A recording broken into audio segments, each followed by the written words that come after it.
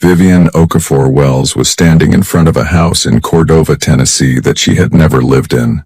Her name was on the mortgage. Her social security number was on the application.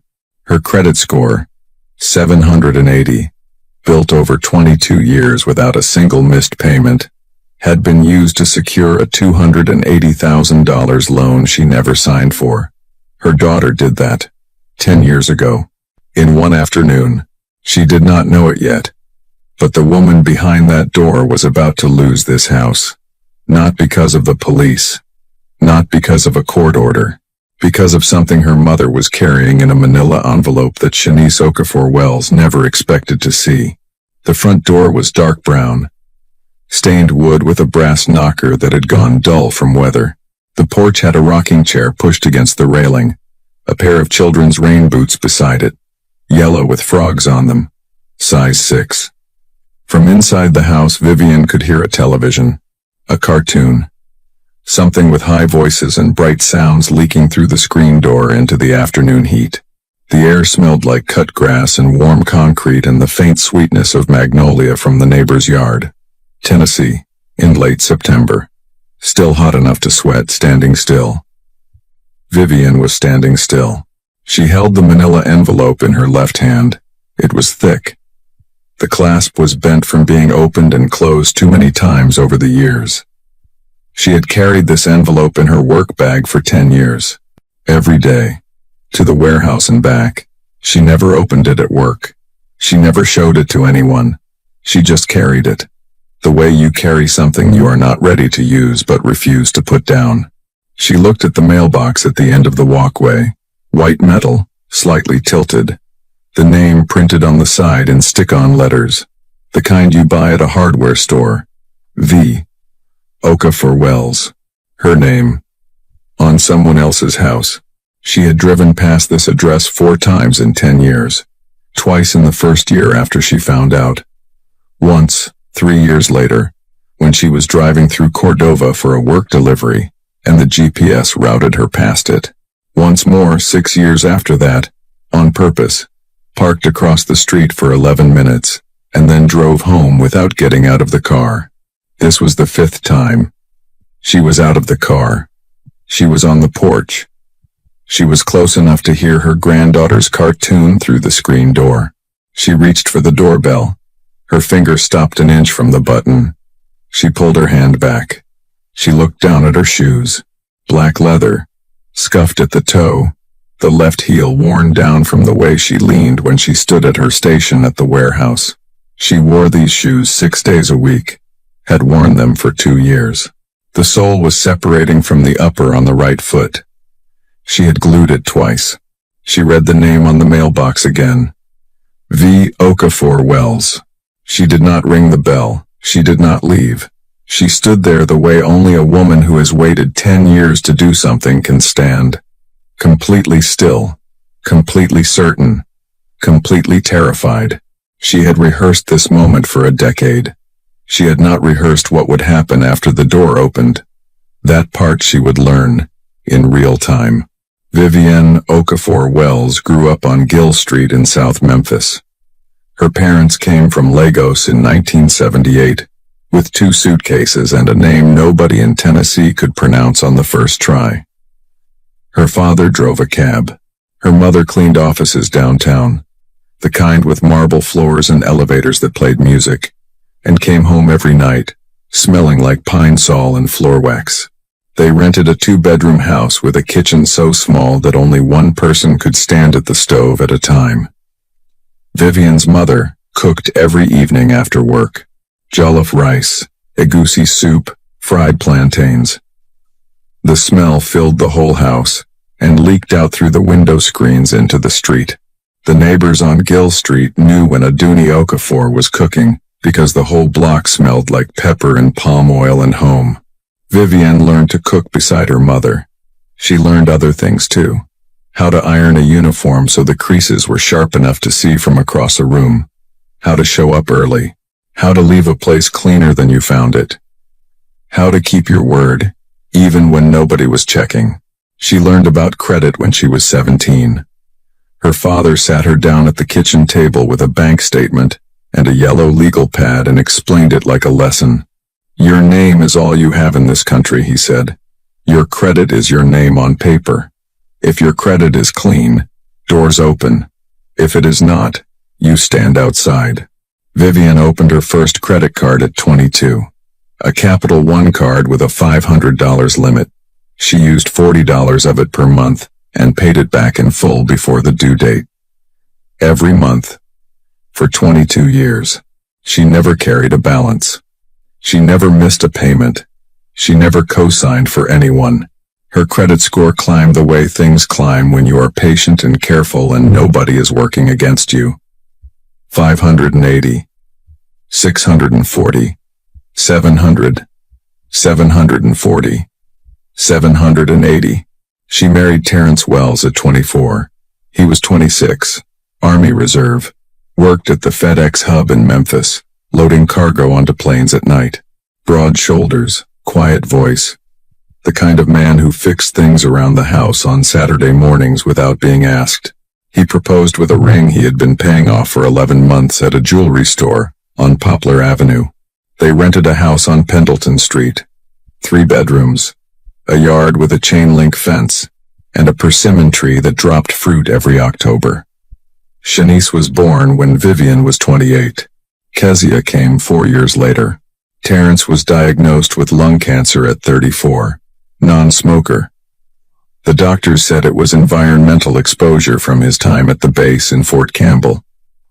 He did not argue with the diagnosis. He did not rage against it. He went to treatment on Tuesdays and Thursdays, and came home and sat in the kitchen and watched Vivian cook, and told her the food smelled good, even when the chemo made everything taste like metal.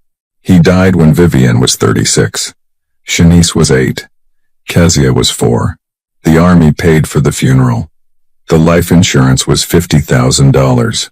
Vivian put $30,000 into savings and used $20,000 to cover the gap between the funeral costs the Army paid and the costs the Army did not.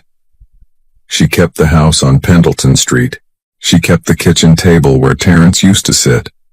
She kept the 4th chair at the table, even though nobody sat in it anymore. That was his place. She went back to work 2 weeks after the funeral. Warehouse supervisor at Medline Distribution, a pharmaceutical supply company on Lamar Avenue. $48,000 a year. 6 days a week. Early mornings. She dropped Kezia at daycare at 6:15 and was at the warehouse by 6:45. She picked both girls up at 5:30. Cooked dinner. Helped with homework. Put them to bed. She did this alone. Every day. For 18 years. The house on Pendleton Street was small but clean. The kitchen had yellow walls. Vivian had painted herself. The refrigerator had photographs held by magnets. Shanice at her 8th grade graduation. Kezia, in a school play dressed as a sunflower. Terrence, in his army dress uniform standing in front of a flag. The dining table had 4 chairs. 3 occupied, 1 empty. Vivian told her daughters the same thing her father told her. Your name is all you have. Your credit is your name on paper. Do not let anyone touch it. Shanice heard it. She heard it every time her mother said it. She just did not believe the same version of it her mother believed. Shanice wanted different. Not better. Different. She was not ashamed of Pendleton Street. She was not ashamed of the warehouse, or the rented house, or the kitchen with the yellow walls. She loved her mother. She respected her mother. But she looked at the life her mother had built, and saw a woman who had worked 6 days a week for 18 years, and still did not own the house she lived in. Shanice wanted ownership. She wanted a deed with her name on it. She wanted a yard that was hers, not a landlord's. She wanted to stand in a kitchen and know that the walls and the floor and the roof above her belonged to the person standing in them. She was 26 when she went to a first-time homebuyer seminar at the public library on Poplar Avenue. A Saturday afternoon. Folding chairs, a projector screen, a table with pamphlets and a bowl of mints. The speaker was Darnell Price, a mortgage broker with a company called Shelby Home Finance. Polished shoes. A smile that came easy and stayed too long. Darnell explained the basics. Pre-approval, down payment, debt-to-income ratio, credit score requirements. The number he kept coming back to was 620. That was the floor. Anything below 620. And the conversation did not start. After the seminar, Shanice approached the table. She asked Darnell what a person would need to do if their score was below the floor. He asked her how far below. She said 520. He looked at her for a moment. Then he said something that sounded like advice but was not. You know anybody with a score that works? He did not say use somebody else's identity. He did not say steal. He handed her a question and let her fill in the answer herself. She filled it in. She filled it in that night lying in bed looking at the ceiling of her apartment on Raleigh-LaGrange Road, thinking about the house she wanted, and the number she did not have, and the person she knew who did. Vivian's filing box was in the bedroom closet on the top shelf. Manila folders organized by year. Tax returns. Social Security card. Birth certificate. Bank statements. Vivian had kept everything in one place because she was organized and because she had no reason to hide it. Nobody in her house was a threat. Nobody in her house had ever taken anything from her. Shanice helped her mother prepare her taxes every year, starting when she was 19. She sat at the kitchen table, with the receipts, and the W-2 forms, and the laptop, and filed everything through TurboTax. She knew her mother's social security number by memory. She knew her date of birth, her full legal name, her employer identification number, her bank routing number. She knew all of it because Vivian had trusted her with all of it. She drove to Pendleton Street on a Wednesday afternoon. Vivian was at the warehouse. Shanice used the key hidden under the third flower pot on the porch, the one with the dead basil that Vivian kept meaning to replant. She went to the bedroom. She opened the closet.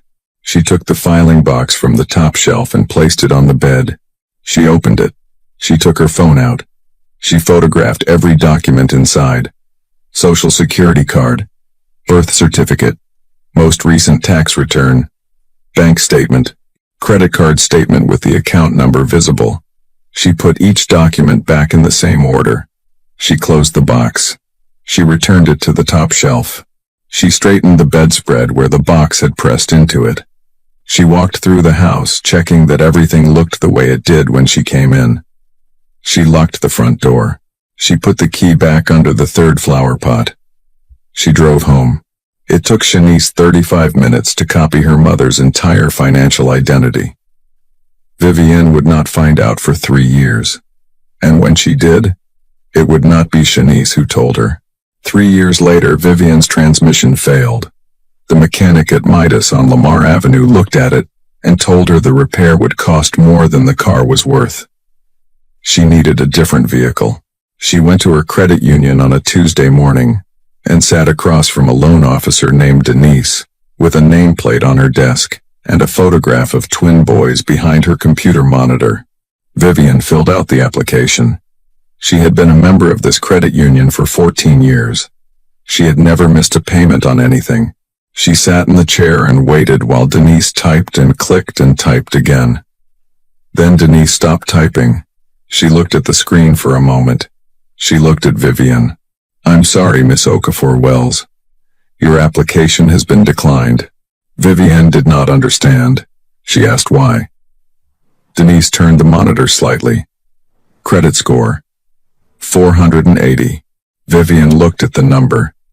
She looked at it the way you look at something written in a language you do not speak. The number did not belong to her. She had checked her credit 8 months earlier, and it was 780. She said that. Denise said the system was showing a different number. Vivian asked what had changed. Denise read from the screen. There was a mortgage, $280,000. Opened 3 years ago. Property address, in Cordova, Tennessee. Vivian had never been to Cordova. She had never applied for a mortgage. She had never signed a loan document for a house she had not seen. She asked Denise to repeat the address. Denise read it again. Vivian wrote it on the back of a grocery receipt she pulled from her purse. She asked Denise to repeat it one more time. Same address. Same numbers. Same name on the loan. She did not raise her voice. She did not ask how. She said thank you. She stood up. She walked to her car in the parking lot. She sat in the car for 25 minutes. The engine was running. The air conditioning was on. She did not drive. She held the receipt in her right hand and looked at the address written in her own handwriting. 6 digits and a street name, and a city she had never had a reason to visit. A woman walked past the car carrying a Walgreens bag and a child on her hip. She glanced at Vivian through the windshield and kept walking. Vivian did not notice her. She was looking at the receipt. Tina. She was looking at the handwriting. Her handwriting. The same handwriting that had signed every tax return, every lease, every permission slip, for 20 years. Now it was writing down an address she should not have needed to write down. An address that should not have existed, with her name attached to it. She looked at the receipt one more time. She folded it in half. She put it in her purse next to the grocery list she had written that morning. Eggs, bread, laundry detergent, normal things. Things from a morning that still made sense. The receipt did not belong next to those things, but she put it there anyway. Then she put the car in gear and drove to Cordova. The drive took 35 minutes. She took I-240 east to Highway 64. She did not turn on the radio. She did not call anyone. She drove the way she drove to work, every morning, both hands on the wheel, eyes on the road, except this time she was driving toward a house she had never seen that belonged to her name. The house was on a quiet street in a subdivision called Autumn Ridge. Ranch style. Beige siding with brown shutters. The lawn was green and recently mowed. The driveway had a silver Nissan Altima parked at an angle. The garage door was closed. A white mailbox stood at the curb with the flag down. Vivian parked across the street. She did not get out. She read the name on the mailbox from where she sat. V. Okafor Wells. Block letters. The kind you peel off a sheet and press onto metal one at a time. Her name. Her initials. Her last name hyphenated, exactly the way she had hyphenated it on her Social Security card when she married Terrence at 24. She sat in her car across the street from a house that had her name on every document and someone else's life behind every window. She did not know whose life that was. Not yet. She would find out soon, and when she did, the address on the receipt would become the least painful part of what she was about to learn. Vivian did not go to the police. She did not call a lawyer. She went home and sat at the kitchen table, and opened her laptop, and searched for identity theft, protection services. She chose one that cost $19.99 per month. She entered her credit card number and waited for the report to generate. The report came back in 4 hours. It confirmed what the credit union had shown her. A mortgage of $280,000 opened in her name, using her Social Security number, her date of birth, her employment history, her credit profile. The application had been submitted through a brokerage firm called Shelby Home Finance. The contact email listed on the application was shanice.wells.home@gmail.com. Vivian read the email address on the screen. She read it again. She closed the laptop. She put both hands flat on the table. She sat like that for a long time. She did not call the police. She did not call Shanice. She picked up her phone and called Kezia. The phone rang 3 times. Kezia answered the way she always answered. "Hey, Mama." Vivian did not say hey back. She did not say anything for a moment. Kezia heard the silence, and the silence changed something in her voice. "Mama?" Vivian said she needed to ask her something. She said it calmly. She said it the way she said everything. Then she told Kezia what she had found. The mortgage, the address, the email. Kezia did not respond right away. The pause was long enough for Vivian to hear her daughter breathing on the other end. Then, Kezia said something Vivian was not prepared to hear. Mama, I need to tell you something I should have told you a long time ago. Kezia had known for 2 years. She had known since Shanice moved into the house in Cordova and invited her over for dinner and walked her through every room. The way someone walks you through a house they are proud of. The kitchen with the granite island. The backyard with the new fence. The nursery they were setting up for the baby. Kezia had asked how she could afford it. Shanice smiled and said, I figured out how to make it work. Kezia did not ask what that meant, but she noticed the mail on the counter. 2 envelopes addressed to V. Okafor Wells, their mother's name, in their sister's house. She picked one up. She turned it over. It was a bank statement. She put it down before Shanice came back from the nursery. She did not mention it. She did not ask about it that night. She did not ask about it the next time she visited either. She carried the question with her for 2 years, the way you carry a stone in your pocket. You know it is there. You feel the weight of it every time you shift your weight. But you do not take it out because you are afraid of what you will have to do once you look at it closely. Kezia was not a liar. She was not a thief. She was a 24-year-old woman who loved her mother and loved her sister and could not figure out how to protect one without destroying the other. So she said nothing. And saying nothing had a cost. It had a cost she did not understand until she heard her mother's voice on the phone saying the words credit score and mortgage and Cordova, and heard the silence between each word. Vivian listened to everything Kezia said. She did not interrupt. When Kezia finished, Vivian was quiet for a long time. Then she said, Thank you for telling me. She hung up. She sat at the kitchen table that night with a credit report on the laptop screen and a grocery receipt with an address on it, and the knowledge that one daughter had taken her name and the other had watched it happen. She could no longer trust either of them the way she had trusted them that morning. That was the part that hurt more than the credit score. The score was a number. You could fix a number. You could not fix what it meant when the person who stole it shared your blood and the person who kept the secret shared your kitchen table every Sunday. Vivian drove to Cordova the next morning. She did not call ahead. She parked in the driveway this time. Not across the street. In the driveway, behind the silver Altima. She walked to the front door carrying the manila envelope. She knocked. Not the doorbell.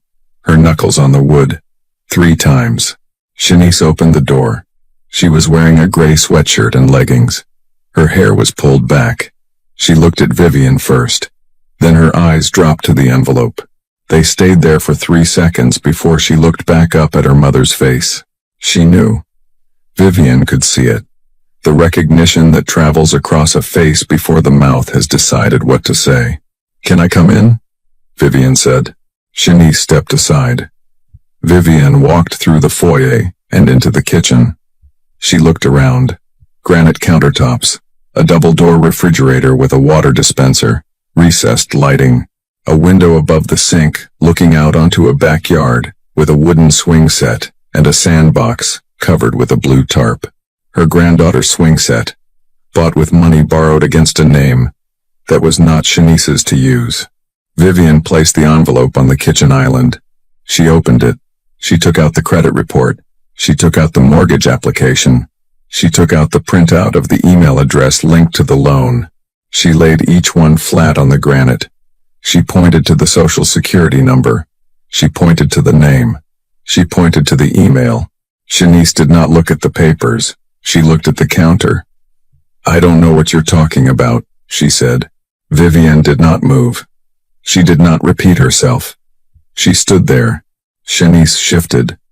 I was going to refinance it into my name before you ever found out. I had a plan. Vivian still did not move. Shanice's voice changed. You never would have helped me if I asked. You would have said we can't afford it. You would have told me to keep renting, to wait, to be patient, the way you always do. Vivian looked at her daughter. She waited. You spent your whole life renting, Shanice said. Her voice was louder now. Not yelling, but the kind of loud that comes when someone has run out of excuses and only has anger left. And you want me to do the same thing. You never wanted more for yourself, and you didn't want more for me either. The kitchen was quiet after that. The refrigerator hummed. Outside the window, the swing set moved slightly in the wind, even though nobody was sitting on it. Vivienne let the silence sit for a moment. Then she spoke. One sentence. I spent my whole life making sure my name meant something. You spent one afternoon making sure it didn't. Shanice did not have an answer for that. Vivienne told her she had 90 days. 90 days to refinance the mortgage into her own name. To remove Vivienne's social security number from every document attached to this house. If she did not, Vivienne would file a report with the police and the Federal Trade Commission. Shanice stared at her.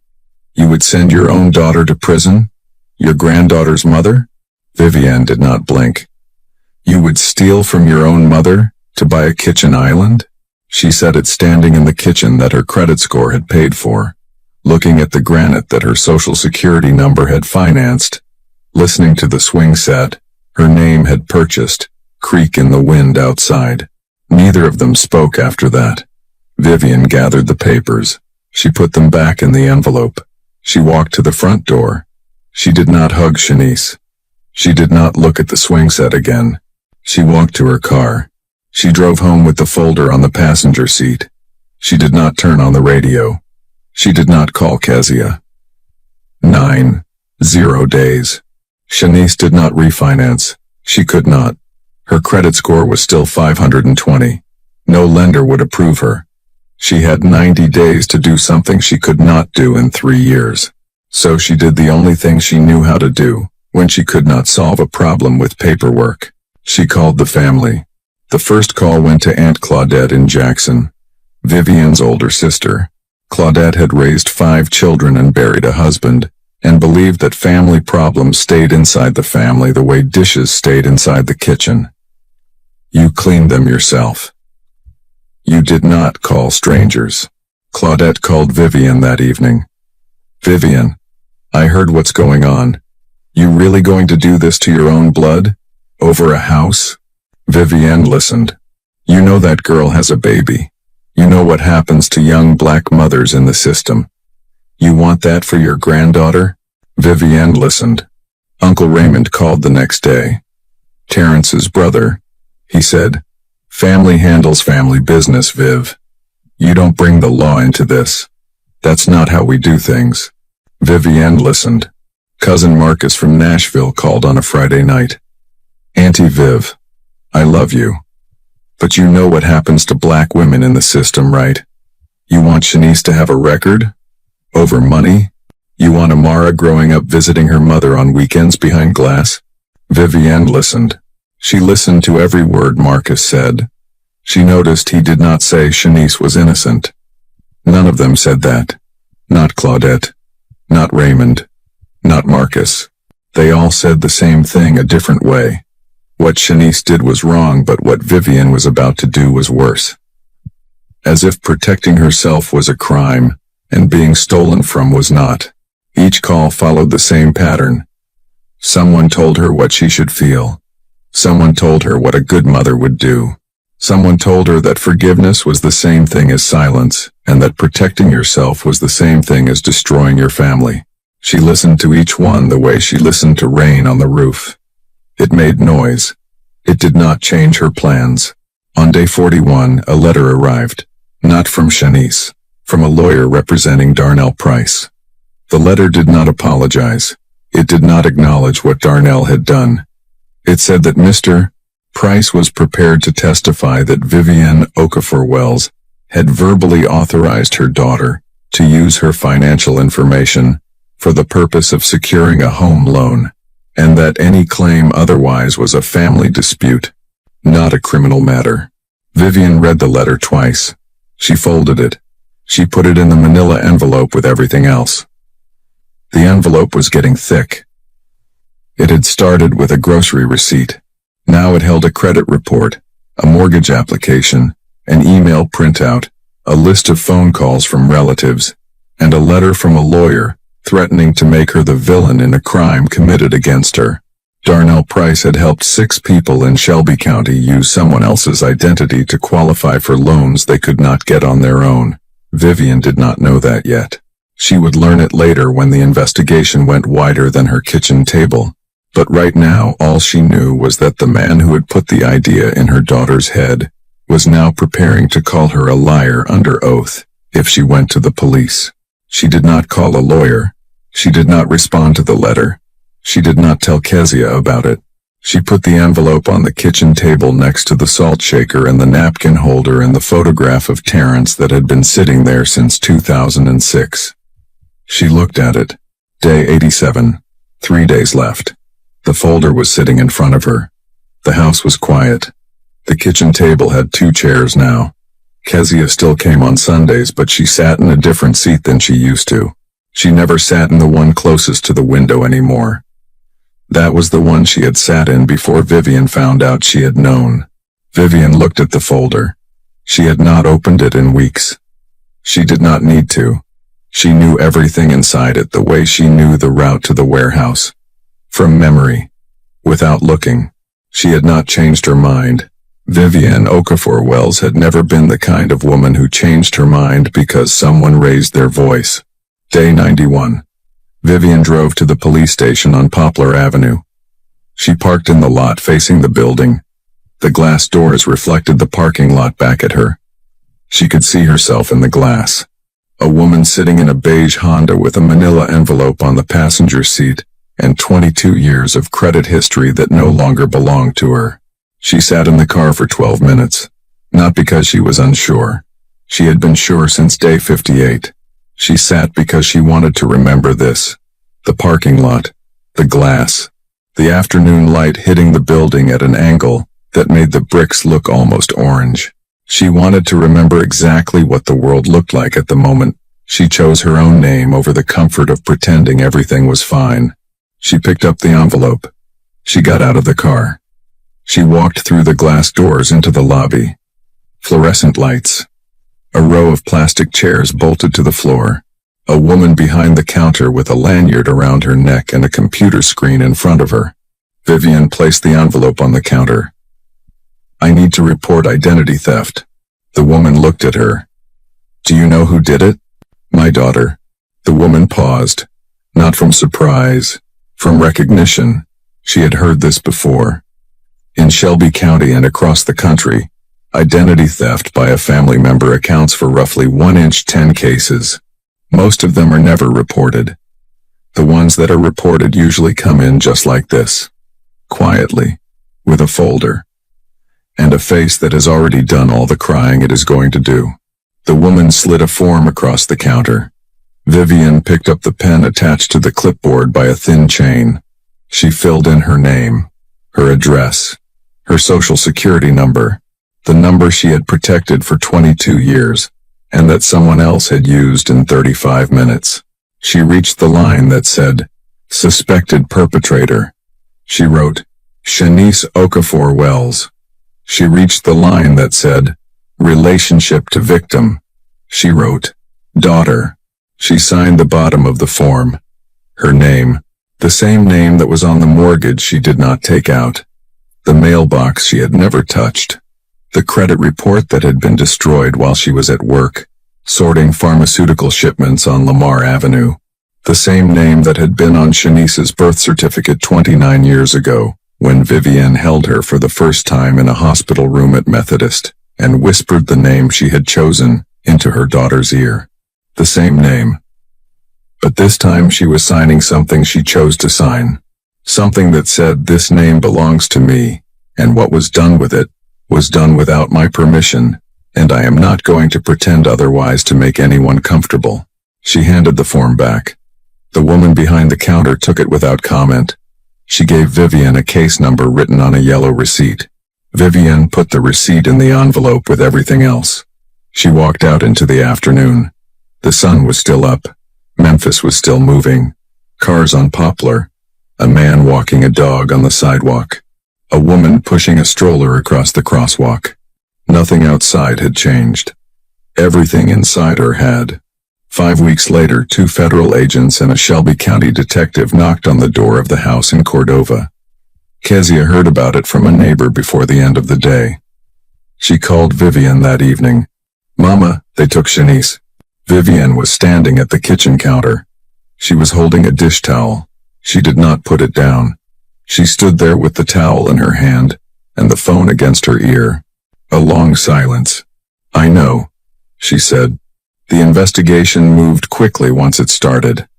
Identity theft, using a stolen social security number across state banking systems, is a federal crime. The FBI field office in Memphis opened a case. They pulled the mortgage records. They pulled the email. They pulled the brokerage paperwork from Shelby Home Finance. That is where the case got wider. Darnell Price had not just helped Shanice. He had run the same play 6 times in Shelby County over 4 years. 6 different clients. 6 different family members, whose identities were used without consent. A nephew. A cousin. A stepfather. An elderly aunt in a nursing home who did not know her name was on a condo in Germantown. And Shanice. The only one of the 6 who had used her own mother. The other 5 had chosen people they saw occasionally. People at a distance. People whose mail they could intercept without being noticed. Shanice had chosen the woman who raised her. The woman who cooked her dinner every night for 18 years. The woman who told her every day of her life that her name was all she had. Darnell Price lost his mortgage brokerage license. He was charged with conspiracy to commit wire fraud and identity theft. He did not get to testify that Vivian had consented. The 5 other cases made that defense impossible. Shanice was charged with identity theft and mortgage fraud. The bank called the loan $280,000, due in full. She could not pay. She had never been able to pay. The house in Cordova went into foreclosure. The beige siding, the brown shutters, the white mailbox with the peel-on letters, the granite kitchen, the swing set in the backyard. All of it sold at auction for $212,000 to a couple from Bartlett who had no idea what the previous owner had done to get it. Shanice lost her job. The company she worked for as an office manager ran a background check after the arrest and terminated her the following Monday. No hearing. No appeal. A letter in her employee file and a box of desk items left at the front desk. 4 years of showing up early and staying late. And none of it mattered once the charge appeared in the system. Jamal took Amara to his parents in Nashville. He did not file for divorce right away. He just left. He packed 3 suitcases and the car seat and drove east on I-40 without saying when he would be back. He did not say goodbye to Shanice. He said goodbye to the house. He stood in the kitchen and looked at the granite island and the double refrigerator and the recessed lights, and shook his head once, and walked out the front door. Shanice watched from the window of the house that was no longer hers as her husband loaded their daughter into the back seat and pulled out of the driveway for the last time. She moved to a studio apartment on Fraser Boulevard. $475 a month. 1 room, a bathroom, with a shower stall and no tub. A window that faced the parking lot of a check-cashing place. Shanice had spent 3 years living in a house built on her mother's name. Now she had no house. And the only name on the police report that mattered was the one she had stolen. 7 years passed. Vivian did not call Shanice. Shanice did not call Vivian. Aunt Claudette stopped calling after the first year. Uncle Raymond stopped calling after 6 months. Cousin Marcus never called again. The family that had pressed Vivian to stay quiet went quiet themselves once the federal charges became public record. Nobody called to say she had been right. Nobody called to apologize for what they had said. They just stopped calling. Silence from every direction. There was no argument to continue. There was no conversation to finish. There was just silence. The kind that fills a house so completely, you stop noticing it, the way you stop noticing the hum of a refrigerator. It is always there. You just learn to live inside it. Kezia called every week. Sunday evenings. She talked about work, about her boyfriend, about the apartment she moved into in Midtown. She did not mention Shanice unless Vivian asked. Vivian never asked. Vivian rebuilt her credit the way she had rebuilt everything else after Terrence died. One number at a time, 1 month at a time, without asking anyone for help. Year 1. She filed disputes with all 3 credit bureaus. She submitted the police report. She submitted the FTC affidavit. She submitted 14 pages of documentation proving she had not applied for the mortgage, had not signed the documents, had not lived at the address. The bureaus took 6 months to begin removing the fraudulent accounts. Credit score, 510. Year 2. The mortgage was officially removed from her record, but the damage was still there. Late payments that had posted before the fraud was confirmed. Collection notices that had hit her file before the investigation cleared her name. Credit score, 580. Year 4. She had paid every bill on time for 48 straight months. She had opened a secured credit card with a $300 limit and used $30 of it per month, and paid it back the same way she had done when she was 22 years old. Starting over at 50. Credit score, 640. Year 6. She was promoted to regional warehouse manager. $58,000 a year. She bought a car. A used Honda Accord, 2018, $14,000. She qualified for the loan on her own name, her own credit, her own signature. She sat in the finance office at the dealership and signed the paperwork, and nobody told her she was declined. Credit score, 710. Year 7. She moved to a better apartment in East Memphis. 2 bedrooms, a kitchen with a window that looked out onto a row of crepe myrtles that bloomed pink every June. The dining table had 2 chairs, one for her, one for Kezia, who came every Saturday for dinner. The 3rd and 4th chairs were gone. She had left them behind when she moved. She did not replace them. The refrigerator had 3 photographs held by magnets. Kezia, at her college graduation. Kezia's son, born 8 months ago, in a blue onesie. And Terrence in his army uniform. The same photograph that had been on every refrigerator Vivian had owned since 2006. There was no photograph of Shanice. Credit score, 735. 7 years of rebuilding what took one afternoon to destroy. 7 years of silence that was not hatred. It was survival. Vivian did not owe anyone forgiveness on a timeline she did not choose. She owed herself the right to heal at her own pace. And she had. 7 years. Then Kezia called on a Thursday evening and said 4 words that changed the math of everything. Shanice is in the hospital. Vivian was washing a plate at the sink. She turned the faucet off. She dried her hands on the towel hanging from the oven handle. She stood with the phone against her ear, and the kitchen quiet around her. Kezia told her. Chronic kidney disease. Stage 4. Shanice needed dialysis 3 times a week. She had been going to the clinic on Thomas Street for 2 months. She did not have insurance. She had lost her coverage when she lost her job, and had not been able to get Medicaid because her legal situation complicated everything. The applications went in circles. The paperwork came back with questions she could not answer without a lawyer she could not afford. She was living in the same studio on Fraser Boulevard, to $475 a month, alone. Jamal had not come back. Amara was 10 now. She lived in Nashville with her father. Shanice saw her once a month when Jamal drove her down on a Saturday. Sometimes twice. Sometimes not at all. Kezia paused. I thought you should know, Mama. Vivian did not say anything. She asked about you last month, Kezia said. First time in 7 years. Vivian was still standing at the counter. What did she ask? Kezia was quiet for a moment. She asked if your credit score was fixed yet. The kitchen was silent. The clock on the wall above the stove ticked. The crepe myrtle outside the window moved in the wind. The refrigerator hummed behind her. That question. Not, is Mama okay? Not, does she hate me? Not, does she ever talk about me? Not, can I call her? She asked about the credit score. The thing she broke. The thing she knew she broke. The thing her mother had spent 22 years building and she had destroyed in a single afternoon at a closet in the bedroom on Pendleton Street. It was the only language she had for the thing she actually wanted to say. She could not ask, "Have you forgiven me?"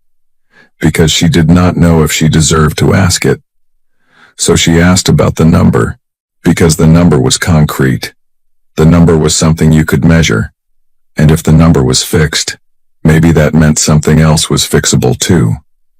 Maybe it meant there was still a door she could knock on. Vivian understood that. She understood it the way only a mother can understand the thing her child is actually saying, underneath the thing her child actually said. "What's the address?" Vivian asked. Kezia gave it to her. Vivian pulled a yellow sticky note from the pad on the counter. She wrote the address down. She stuck the note on the refrigerator, next to the photograph of Terrence. She did not say she would go. She did not say she would not. "Thank you for telling me," she said. She hung up. She put the phone face down on the counter. She looked at the address on the note. The handwriting was hers. The same handwriting that had written another address on a grocery receipt 10 years ago, in a credit union parking lot. 2 addresses. 2 pieces of paper. One led to a house she did not buy. The other led to her daughter. She looked at the note for a long time. She looked at the photograph of Terrence next to it. She wondered what he would have done. She did not know. He had been dead for 18 years. She had stopped asking that question a long time ago. She was the one who was here. She was the one who had to decide. She did not go that night. She did not go the next night either. 3 weeks later, Vivian drove to Fraser. She took Watkins Street north past the Walmart and the gas station, and the check-cashing place with the neon sign that buzzed even in daylight. The houses got smaller. The yards got wider. Mobile homes behind chain-link fences. A liquor store on the corner with bars on the windows and a hand-painted sign that said, "Cold beer." Children playing on the sidewalk in front of a house with no front steps. Just cinder blocks stacked where the steps used to be. She turned onto Fraser Boulevard and pulled into the parking lot of a 2-story building with brown brick walls and metal staircases bolted to the outside. The staircase on the left was rusted at the joints. The railing wobbled when she touched it. The hallway on the second floor smelled like cigarette smoke and bleach, and something underneath both that she could not name. She stopped at door 2B. The paint was peeling around the edges. The number had fallen off at some point, and someone had written it back on with a black marker. The B was larger than the 2. She knocked 3 times, the way she had knocked on the door in Cordova 10 years ago. Knuckles on wood. She waited. From down the hallway she could hear a television playing through a closed door. Someone cooking. The smell of oil heating in a pan. A child somewhere in the building laughing and then stopping. She heard footsteps inside. Slow. The kind of slow that comes from a body that is tired in a way sleep does not fix. The lock turned. The handle moved. The door opened. Shanice stood in the doorway. She was thinner than the last time Vivian had seen her. 30 pounds thinner at least. Her hair was natural and cut short. Her skin had the grayish undertone that comes from dialysis, from the machine pulling the blood out and cleaning it, and putting it back 3 times a week. She was wearing an oversized t-shirt and sweatpants. She was 36 years old. She looked 45. She looked at Vivian. Then she looked at her hands. Both of them empty. No manila envelope. No folder. No papers. Just hands. "You came," Shanice said. "I came," Vivian said. Shanice stepped aside. Vivian walked in. The studio was 1 room. A twin bed pushed against the wall with a comforter that had been washed so many times the pattern had faded to shadows. A small table next to it with 5 prescription bottles lined up in a row. Cyclosporin, phosphate binder, iron supplement, blood pressure medication, anti-nausea. The labels faced outward like she had arranged them, so she could read them without picking them up. A window looked out onto the parking lot and the check-cashing place across the street. The blinds were plastic and bent in 3 places. The kitchen was not a kitchen. It was a counter with a hot plate and a mini refrigerator and a single shelf above the sink, with 2 plates and 2 cups. No granite island. No double refrigerator. No swing set. No white mailbox with peel-on letters. No backyard. No Amara. You have been listening long enough to know both of these women. You know what one of them took. You know what the other one rebuilt. But standing in that room, a room smaller than the kitchen of the house that was bought with a stolen name, the question of who owes what to whom is not a math problem anymore. It is a human one. Vivian sat on the only chair, a folding chair with a cushion on the seat that had gone flat. Shanice sat on the edge of the bed. The distance between them was 5 feet and 10 years. Shanice spoke first. She did not apologize. Not yet. She told the story. Not the version she had told Aunt Claudette. Not the version she had told herself. The real one. She said Darnell told her she could have a house if her credit was right. She said she knew her credit was not right. She said she knew her mother's was. She said she drove to Pendleton Street on a Wednesday, while Vivian was at the warehouse, and used the key under the flower pot, and opened the filing box in the closet, and photographed everything inside. She said she thought she could refinance the mortgage into her own name within 2 years, before anyone noticed, before anyone checked, before anyone sat in a credit union office and heard a number that did not make sense. I thought I could fix it before it mattered, she said. It mattered the day you opened my filing box, Vivian said. Shanice looked at the floor. She kept talking. She told Vivian about losing the house, about losing the job, about Jamal packing the car and driving to Nashville with Amara in the back seat, about the studio on Fraser Boulevard, about the dialysis clinic on Thomas Street 3 times a week, about sitting in a chair for 4 hours while the machine cleaned her blood because her kidneys had stopped doing it on their own. She told Vivian about Amara. She's 10 now, Shanice said. She lives with Jamal's parents in Nashville. I see her once a month, sometimes twice, sometimes not at all. She paused. She looked at the wall. There was a photograph taped there with a piece of scotch tape, a school picture, a girl in a blue shirt with braids and a smile that looked like Terrence. Vivian saw it. She did not say anything about it. She calls Jamal's mother Nana, Shanice said. She calls me Shanice now. She said it the way you say something you have said to yourself so many times it no longer makes you cry. It just sits there. A fact. Like a credit score. Like an address. Like a name on a mailbox that belongs to someone else. Vivian listened to all of it. She did not interrupt. She did not nod. She did not look away. When Shanice finished talking, the room was quiet. The blinds moved slightly from the air vent above the window. The prescription bottles stood in their row on the table. Vivian asked one question. When you photographed those documents in my closet, did you think about me at all? Shanice was quiet for a long time. Then she said no. She looked at her hands. I thought about the house. Vivian did not flinch. She did not look away. She sat with that answer the way she had sat with everything else in the past 10 years. Completely. Still. I spent 22 years building a credit score, Vivian said. You destroyed it in one afternoon. I was denied a car loan because of what you did. I was denied an apartment because of what you did. I sat across from a woman at a bank and had to explain why there was a $280,000 mortgage in my name at an address I had never been to. I had to say those words out loud to a stranger who looked at me like I was lying. Do you know what that is like? No, Mama. I spent 7 years fixing what you broke. 7 years of letters and phone calls and forms and disputes and payments on a debt I did not create. I rebuilt my credit from 480 to 735. I did it alone. The same way I raised you. The same way I buried your father. The same way I did everything. Shanice did not speak. The room was quiet again.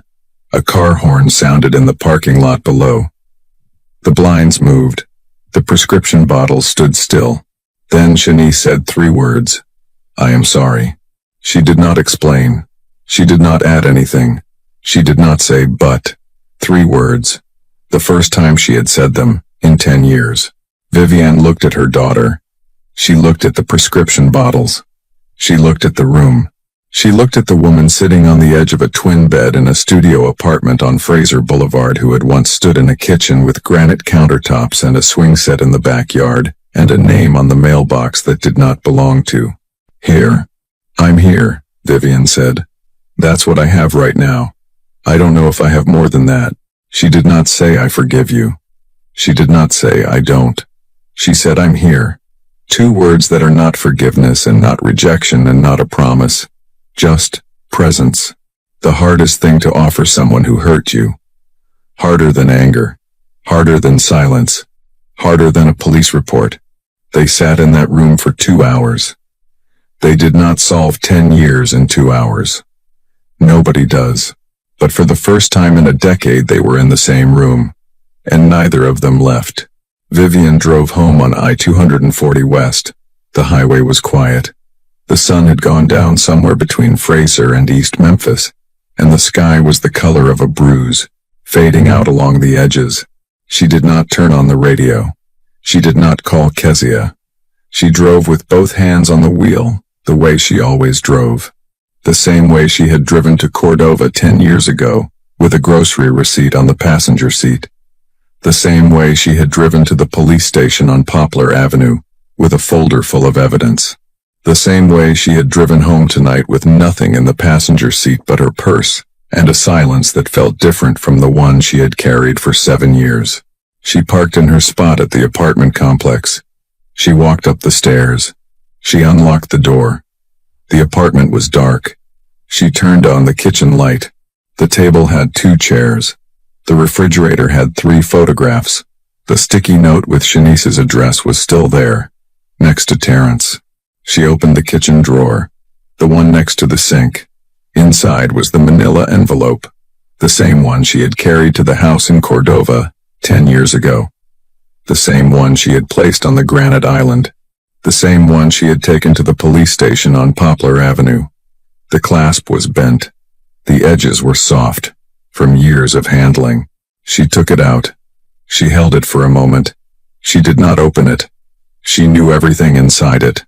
The credit report, the mortgage application, the email printout, the police report, and the letter from Darnell Price's lawyer. 10 years of paper. She put it back in the drawer. She closed the drawer. She did not throw it away. She did not burn it. She did not tear it up. She put it back. Because some things you do not destroy even after they stop being weapons. They become records. Evidence that you went through something and came out the other side. Evidence that you stood at a counter in a police station and wrote your daughter's name in a box marked suspected perpetrator and signed your own name below it and walked out into the Memphis afternoon and kept going. She opened the refrigerator. She took out a container of leftover rice and beans. She heated it in the microwave. She ate standing at the counter because she had been sitting for 2 hours in a folding chair in a studio apartment on Fraser Boulevard, and her back was stiff. The apartment was quiet. The credit score was 735. Her name was on every bill in this apartment, every lease agreement, every piece of mail on the counter, every utilities account, every insurance document, all of it hers. Not stolen, not borrowed, not given, earned. Vivienne Okafor Wells, 54 years old, standing in a kitchen in East Memphis, eating rice and beans from a container. Her name on everything around her. Everything she had rebuilt from 480 to 735. From a folding chair at a credit union to a signature at a car dealership. From a police report on Poplar Avenue to a sticky note on the refrigerator. She had not forgiven Shanice. She had not decided she never would. She had done something harder than both. She had shown up. Some people steal what they can count. A social security number, a credit score, a mortgage. They take the parts of you that fit on a form, and they use them to build something for themselves. They never think about what they cannot steal. The 22 years it takes to build a score from nothing. The 7 years it takes to rebuild it after someone destroys it. The weight of writing your own daughter's name on a police report. The silence of a kitchen table with 2 chairs instead of 4. You can steal someone's name. You cannot steal what the name cost them to build. If this story made you think about someone who protected their name when nobody else would, send it to them. Not because they need a story, because they need to know that choosing yourself is not the same as losing your family. Here is the question. If your own daughter used your name to buy a life she could not afford, and you spent 7 years rebuilding everything she destroyed, would you knock on her door when she got sick? Or would you let the silence do what silence does? Leave your answer below, because this one is going to split every family watching. Subscribe. See you in the next one.